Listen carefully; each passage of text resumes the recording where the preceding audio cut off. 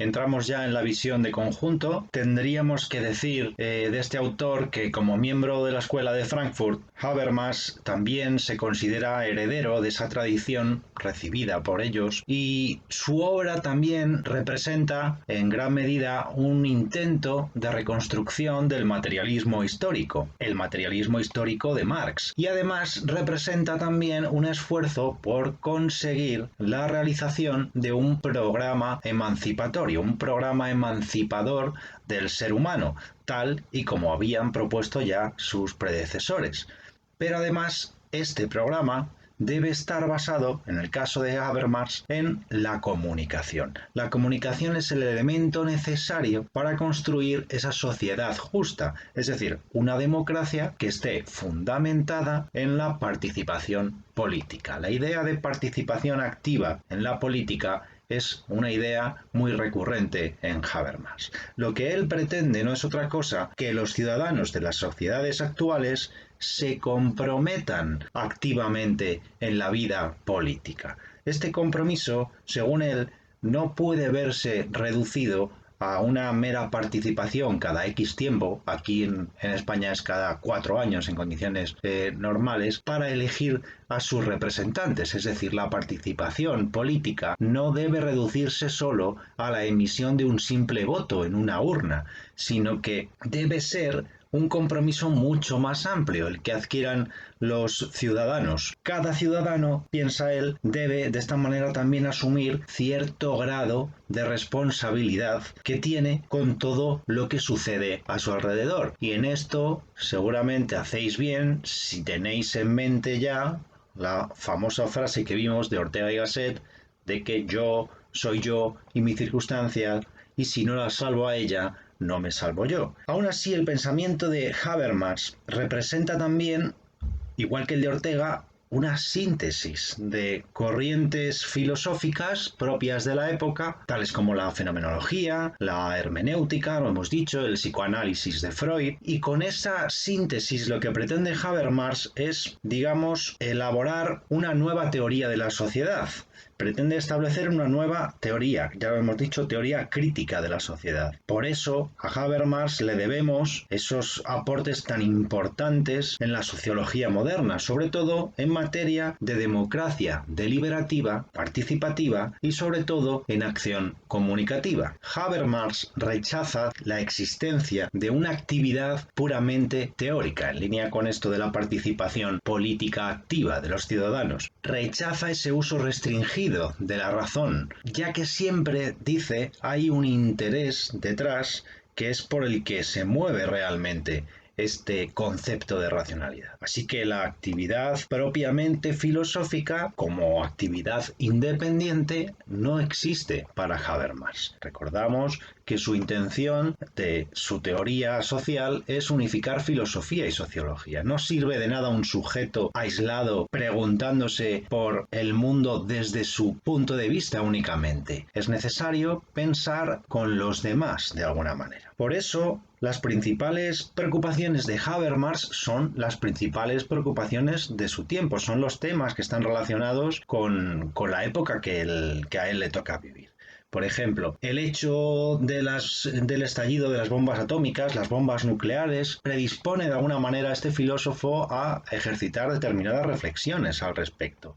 Durante todo el periodo de la Guerra Fría también él mantuvo una actitud crítica y reflexiva sobre esa cuestión.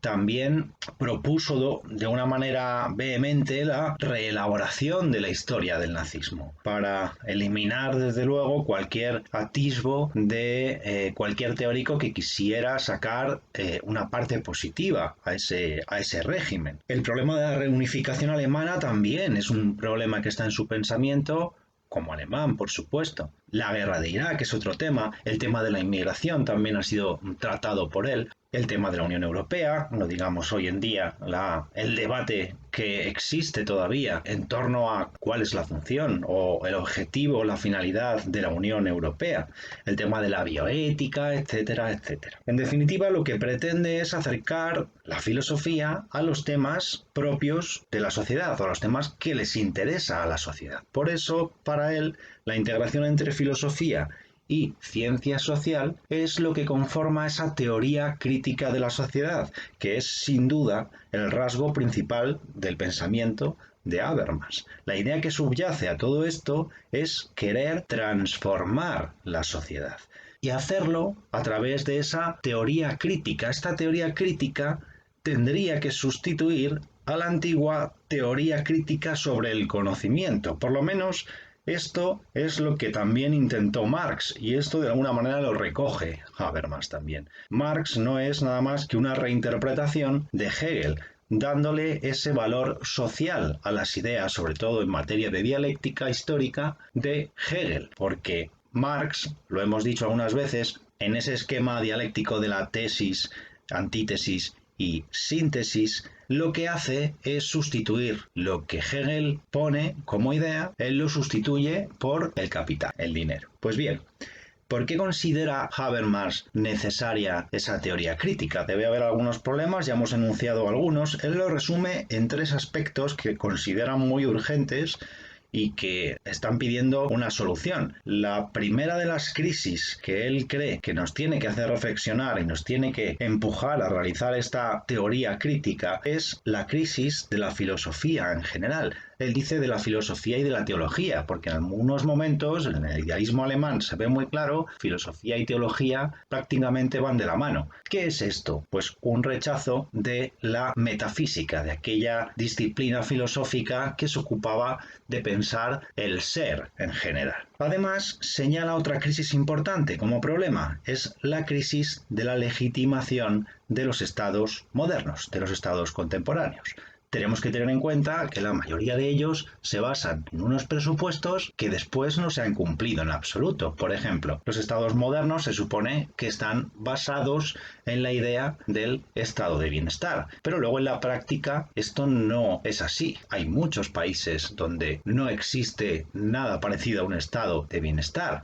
Esto es un problema porque genera dudas en la población que les llevan a desconfiar del Estado y con cierta razón. Por eso se produce, dice él, una crisis de legitimación de los estados modernos. Y por último señala a una cosa muy concreta que es la crisis del positivismo aplicado al mundo de lo jurídico. Este positivismo jurídico consiste en la idea de separar lo moral del derecho. Y él piensa que aquí hay un problema, y yo creo que también es evidente. ¿Qué dice este positivismo jurídico? Dice que determinadas acciones pueden ser reprobables moralmente, pero no dejan de ser legales por ello. Por ejemplo, estamos viendo muchas noticias que hay empresas que se han anticipado a esta situación y están comprando mascarillas a un precio de 50 céntimos para venderlas después a 10 euros. ¿Esto es legal? Sí, pero ¿es moral? Evidentemente, todos creo que estamos de acuerdo en que no es ético hacer una cosa así. Sin embargo, el sistema del positivismo jurídico lo que sostiene es que esas cosas tienen que estar separadas. No implica una a la otra, son completamente independientes. Y creo que esto es un error. Y esto es lo que denuncia Habermas. Yo estoy muy de acuerdo con él. De todas maneras, Habermas significa también un punto de vista sobre las ideas de la Escuela de Frankfurt que parece atractivo en cierto aspecto en el momento en el que uno se da cuenta de que él es ciertamente más positivo, más optimista, digamos, que los anteriores, que Adorno y que Horkheimer. Él, por ejemplo, no es tan pesimista con respecto al valor de la racionalidad. Por ejemplo, piensa que la dominación del hombre sobre la naturaleza es algo consustancial al hombre. Esto no lo va a poder evitar ningún sistema político ni ningún sistema económico. Es algo que no se puede eliminar de la esencia del ser humano. Sí que puede racionalizarse, sí que se pueden modificar ciertas actitudes para poder cambiar la dinámica social. Lo que propone él es una revisión entonces de la filosofía para convertirla en ese instrumento emancipador que debería ser desde la Ilustración.